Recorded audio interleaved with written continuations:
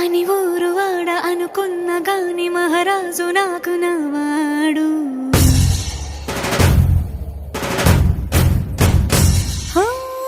మాట పెడుసైనా మనసులో వెన్న రాయిలా ఉన్నవాడిలోన దేవుడెవరికి తెలుసును నాకన్నా.